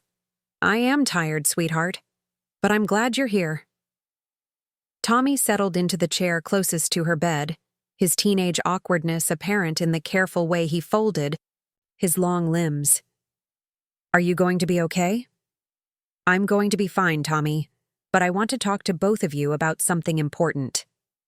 Eleanor took each of their hands, noting how much they'd grown, how much they'd changed since she'd last really looked at them. "I want you to know that everything I've done, every decision I've made, has been because I love you both. Sometimes, love means making hard choices, choices that other people might not understand." "What kind of choices?" Emma asked. Eleanor glanced toward the door, where Michael was conspicuously absent, despite visiting hours being in full swing. "Sometimes love means protecting people from the consequences of their own poor choices until they're old enough to learn from them. And sometimes it means letting people face those consequences so they can grow." Tommy's expression grew thoughtful. "Are you talking about Dad?" Eleanor squeezed his hand gently. "I'm talking about family and what it really means to take care of each other. Your father thinks taking care of family means managing people, controlling their choices, making decisions for them. But real love means respecting people enough to let them make their own choices, even when those choices are different from what you would want." "Dad's been weird lately," Emma said, "always asking questions about you, about whether you're okay living alone." "Has he?" Eleanor's voice was carefully neutral. "Yeah," Tommy added. "He keeps saying you're getting confused or forgetful, but whenever we're here you seem fine. Better than fine, actually. You remember everything, our grades, our friends' names, what we want to be when we grow up." Eleanor felt a warmth that had nothing to do with the hospital's heating system. "What do you want to be when you grow up, Tommy?" "A journalist, I think. I want to write stories that matter, that help people understand what's really happening in the world." "And you, Emma?" "Maybe a photographer. Or maybe a teacher like you were. I like helping people learn things." Eleanor smiled, seeing in her grandchildren the kind of people she'd hoped they would become. Thoughtful, caring, interested in making the world better rather than just taking from it. Michael finally appeared as visiting hours were ending, bustling in with the energy of someone who had been handling important business rather than simply avoiding a hospital room. "Sorry I'm late, Mom. I was dealing with some of your financial stuff, making sure everything's covered while you're here." Eleanor noted that he didn't ask how she was feeling or whether she needed anything. His first concern was her finances. "What financial stuff?" "Just making sure the bills are being paid, checking with your insurance about coverage for this hospital stay. You know, practical things. Eleanor realized that Michael was using her hospitalization as an opportunity to begin exercising the financial control he thought he'd gained through the power of attorney documents she'd signed. He had no idea that every financial decision he was making was being carefully documented by Robert Hayes as evidence of his eagerness to control her assets. "That's very thoughtful of you," Eleanor said. "Well, someone has to handle these things. You can't be worried about money when you're trying to get better." After Michael left, Sarah remained behind as she had every evening since Eleanor's hospitalization. "You don't have to stay, dear," Eleanor said. "I know you have your own family to care for." "My children understand that you're family too," Sarah replied simply. "They've been asking about you every day." Eleanor felt tears prick at her eyes. Sarah's children, whom she'd never even met, were concerned about her well-being. Meanwhile, her own son treated her illness as a business opportunity. "Sarah, there's something I need to tell you about what's going to happen." Sarah leaned forward, her expression attentive. "When I get out of here, things are going to change. Michael thinks he's gained control over my life, but he's actually triggered consequences he can't imagine. There's going to be a reckoning, and it's not going to be pleasant. Mrs. Whitman, whatever you've planned, I trust your judgment. Even if it means watching me hurt my own son?" Sarah was quiet for a long moment. "Mrs. Whitman, I've watched you try to love your son despite his behavior for 18 months.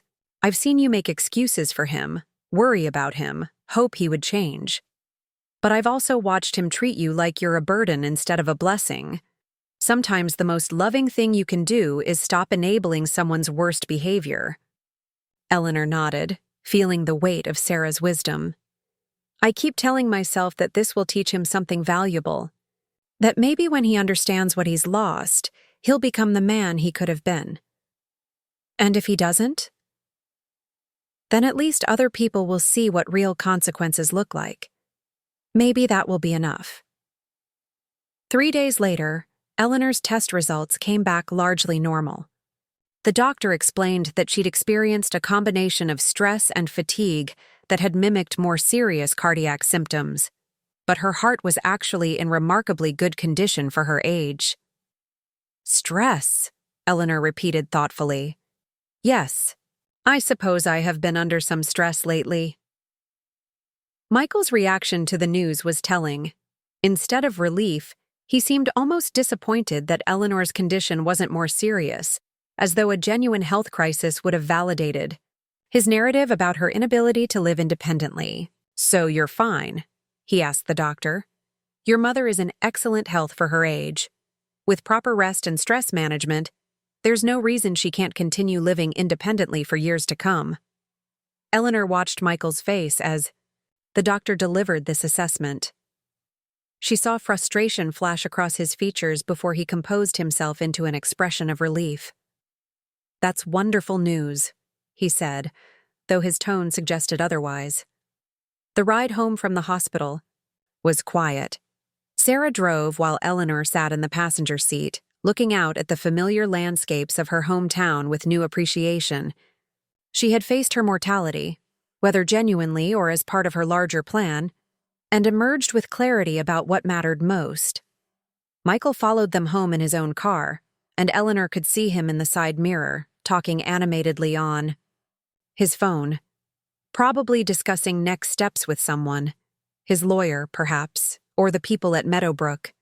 He was undoubtedly frustrated that her health scare hadn't provided the crisis he needed to justify immediate action.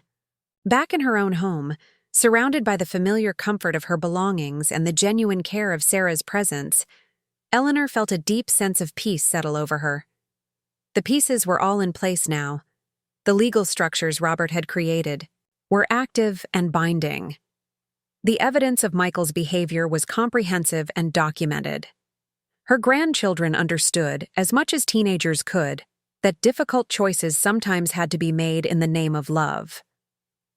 All that remained was the final revelation, the moment when Michael would discover that his manipulation and greed had cost him everything he thought he was entitled to.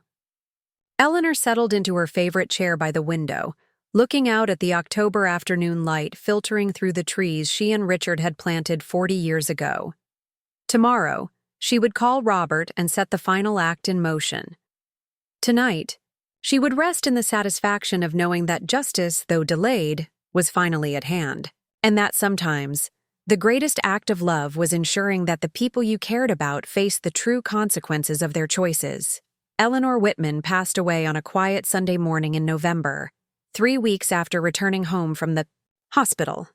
Sarah found her that morning, sitting peacefully in her favorite chair by the window, a book open in her lap, looking as though she had simply drifted off while reading and decided not to wake up. The funeral was small but well attended. Michael delivered a eulogy that painted a picture of a devoted son who had done everything possible to care for his aging mother. Sarah sat in the back, her jaw tight as she listened to Michael rewrite the history of their relationship with selective memories and convenient omissions.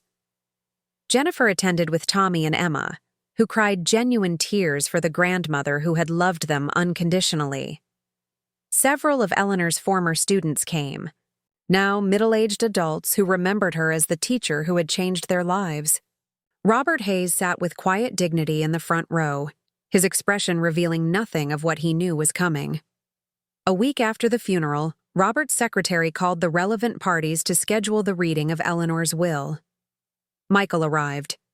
At the law office 15 minutes early, carrying a notebook where he'd already begun listing the practical matters that would need attention: the house sale, estate liquidation, tax implications of his inheritance.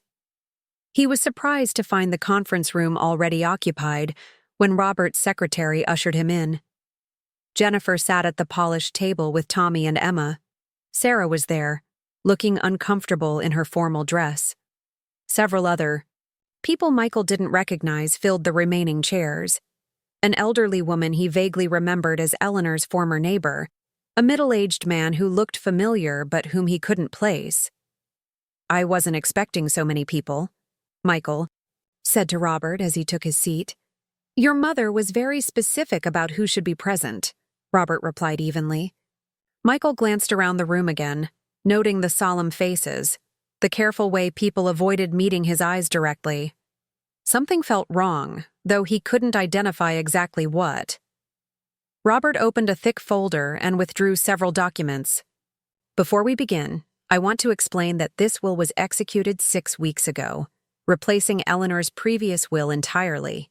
She was of completely sound mind and body when these documents were prepared, and I have medical documentation to that effect should anyone wish to challenge her mental competency."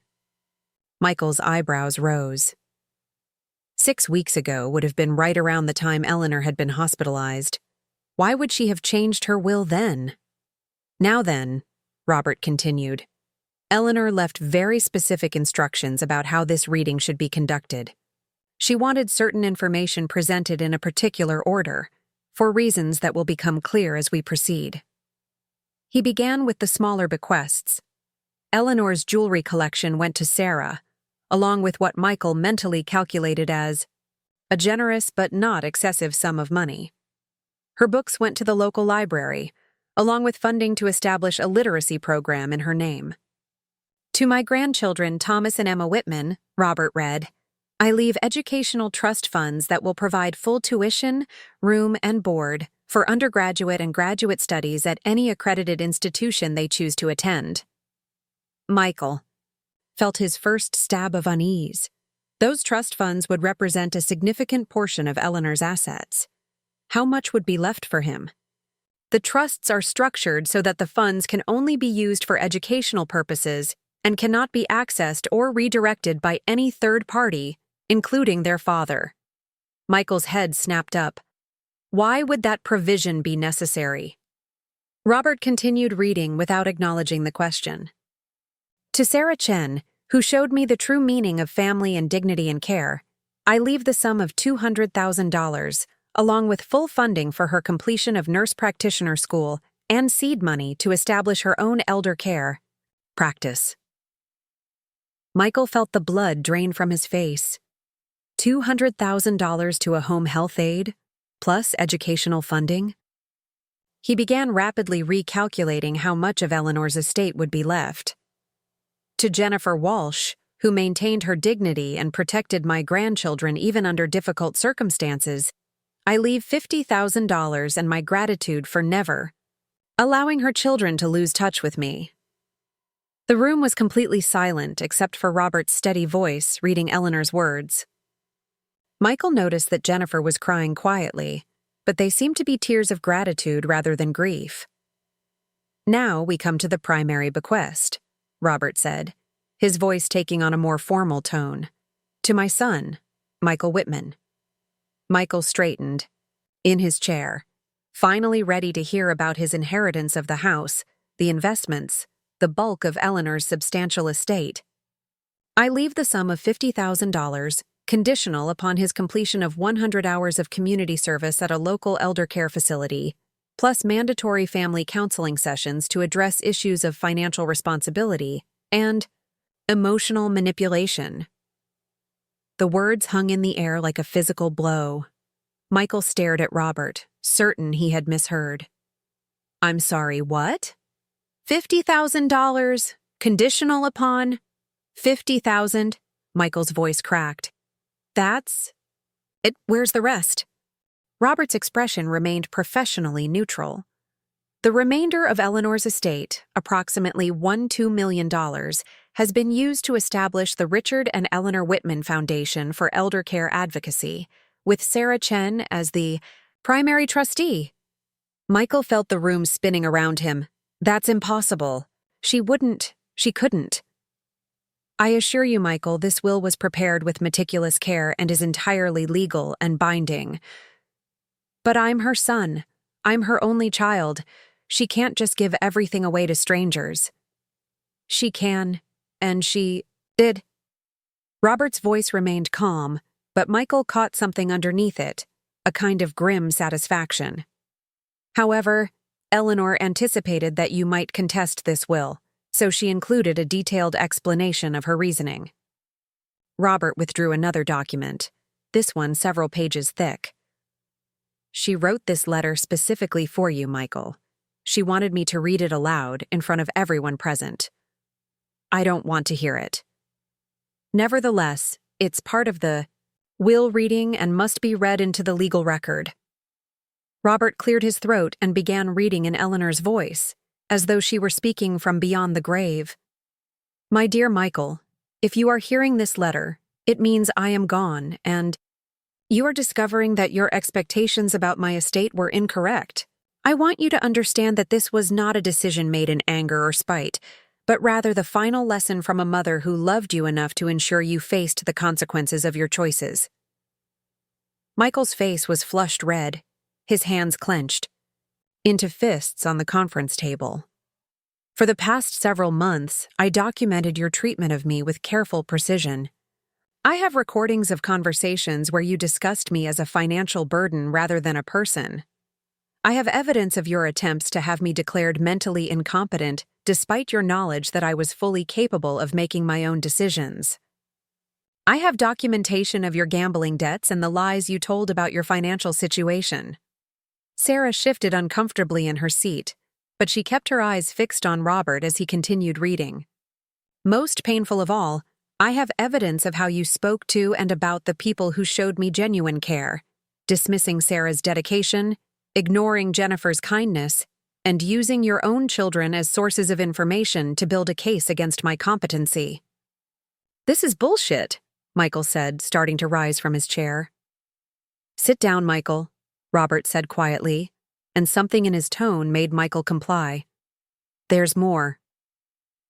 I want you to understand that Sarah Chen showed me more genuine care and respect in 18 months than you showed me in the past 5 years. She treated me like a person worth knowing, not a problem to be solved. Jennifer maintained a relationship with me despite your divorce, bringing my grandchildren to visit and ensuring they knew they were loved. These people, who owed me nothing, gave me dignity and companionship. Michael looked around the room and saw the faces of people who had heard every word of Eleanor's indictment of his character. Tommy and Emma were staring at him with expressions he'd never seen before, disappointment and shame. Meanwhile, you saw me as an obstacle to your inheritance and a burden on your time. You researched nursing homes not to find me the best care, but to find the cheapest warehousing. You attempted to gain control of my finances not to protect me, but to solve your own financial problems. Robert paused to let the words sink in before continuing. I am giving you $50,000 because you are my son, and I remember the boy you once were. But I am requiring community service and counseling because I hope there is still time for you to become the man you could be. The inheritance is conditional because love without accountability is not love at all. It's enabling. Michael was breathing hard now, his face cycling through red anger and pale shock. As for the rest of my estate, it will go to create something meaningful and lasting. Care for elderly people who deserve dignity and respect. Sarah will oversee this foundation because she understands what real care looks like. Jennifer will serve on the board because she knows how to protect vulnerable people. And Tommy and Emma will inherit a different legacy, the knowledge that character matters more than wealth, and that how we treat the vulnerable among us defines who we really are. Robert folded the letter and looked directly at Michael. That concludes Eleanor's personal message. However, there's one final provision. Michael looked up with a mixture of hope and dread. If you contest this will, your $50,000 inheritance will be forfeited entirely and donated to the foundation. Eleanor wanted you to know that fighting her decision will only ensure you receive nothing at all. The silence in the key room was deafening. Michael stared at the papers scattered across the conference table, his mind reeling as he tried to process what had just happened.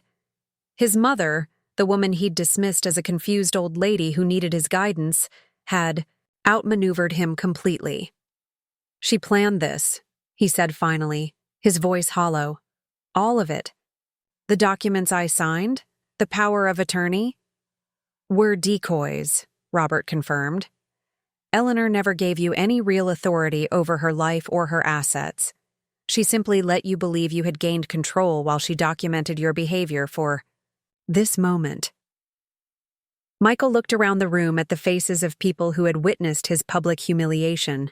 Sarah sat with quiet dignity, her hands folded in her lap. Jennifer was holding her children's hands, her expression sad but unsurprised. Tommy and Emma looked at their father as though seeing him clearly for the first time. She recorded our conversations? She documented everything, Michael. Your comments about her being a burden, your calculations about nursing home costs versus home care, your attempts to manipulate others into questioning her mental capacity. All of it is part of the legal record now. Michael stood abruptly, his chair scraping against the floor. This is insane. She was my mother. I was trying to help her. Were you? Robert's question was quiet, but pointed. Because the evidence suggests you were primarily trying to help yourself. Michael looked at his children, seeing his own shame reflected in their faces. Tommy, Emma, you know I love Grandma. Everything I did was because I was worried about her. Tommy spoke for the first time since the reading began, his 16-year-old voice steady and mature. Dad, we heard the recordings. We know what you really said about her. The simple statement hit Michael harder than any legal document could have. His own children had heard evidence of his callousness, his greed, his willingness to sacrifice his mother's dignity for his own financial benefit. I need to think about this, Michael said, backing toward the door. I need to talk to my own lawyer. That's your right, Robert said. But remember, contesting the will means forfeiting even the conditional inheritance Eleanor left you. Michael paused at the door, looking back at the assembled group one final time. He saw pity in some faces, disappointment in others, but no sympathy for his situation. Even his own children looked at him with a kind of sad understanding rather than support. She won, he said finally. Even dead, she won. No, Michael, Sarah spoke for the first time. her voice gentle but firm.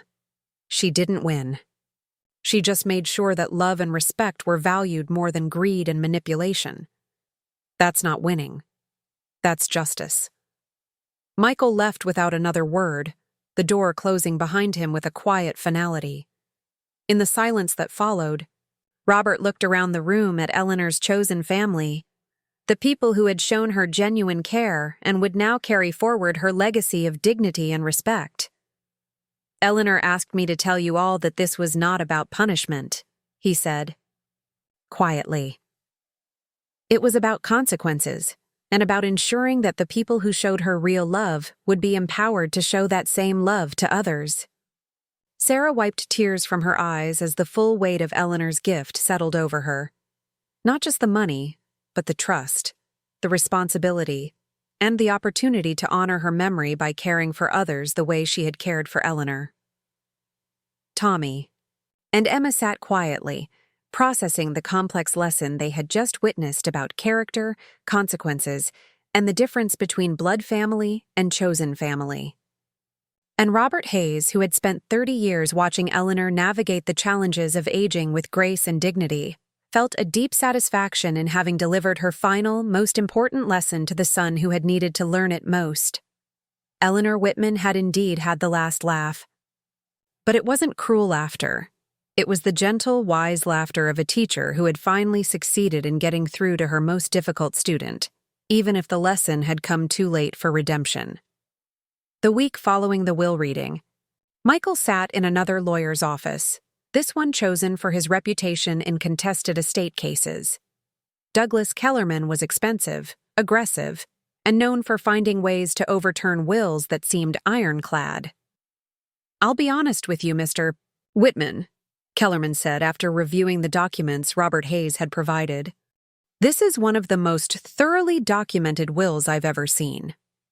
But it can be contested, right? She was old, she was sick. She was also sharp as a tack, according to 3 independent medical evaluations conducted specifically to establish her mental competency." Kellerman tapped the stack of papers. "Your mother anticipated a challenge and prepared accordingly." Michael felt his last hope beginning to crumble. "What about the recordings? Can't we argue those were obtained illegally?" She was recording conversations in her own home with her own son, perfectly legal. Kellerman leaned back in his chair. "Michael, I have to ask, did you really say these things? About nursing homes being cheaper than keeping her? About her becoming a financial burden?" Michael's silence was answer enough. "Here's the thing about contesting wills," Kellerman continued. "The process is public. Every recording, every piece of documentation, every witness statement gets presented in open court. Are you prepared to have your community hear the evidence your mother compiled?" Michael thought about Tommy and Emma, about how they'd looked at him in Robert's office, about his real estate business, built on relationships and reputation in a small Connecticut town where everyone knew everyone. What would it cost to fight this? $50,000 minimum, probably more. Kellerman paused meaningfully. "Which is exactly what your mother left you conditionally." The irony wasn't lost on Michael. Fighting Eleanor's will would cost him the only inheritance she'd left him, and he'd likely lose anyway. Meanwhile, across town, Sarah Chen was sitting in her kitchen with acceptance letters spread across the table. Eleanor's bequest had opened doors she'd never imagined. Accelerated nursing programs at prestigious universities, all expenses paid, with additional funds to support her children while she studied. Her 8-year-old daughter, Maya, climbed onto her lap. "Mama, why are you crying?" "Because Mrs. Whitman gave us a gift that will change our whole lives," Sarah said, hugging her daughter close. "She made it possible for Mama to become a nurse practitioner, to help other people the way I helped her." Sarah had already given notice at her other part-time job. She would start the accelerated program in January, and by the following year, she'd be qualified to provide the kind of comprehensive care Eleanor had envisioned when she established the foundation. At Jennifer's house, the conversations were more difficult. Tommy and Emma sat with their mother in the living room where they'd had so many family meetings over the years, but this one felt different, more serious, more consequential. "I want you both to understand something," Jennifer said carefully. "Your grandmother didn't do this to hurt your father. She did it to teach him something important about how we treat people we love." "But she recorded him," Emma said, her 14-year-old sense of fairness troubled by what she'd witnessed. "That seems like spying." "It was protecting herself," Jennifer replied. "Your father was trying to convince people she couldn't make her own decisions. She needed proof that she was thinking clearly." Tommy, older and more aware of adult complexities, asked the harder question. "Mom, is Dad a bad person?"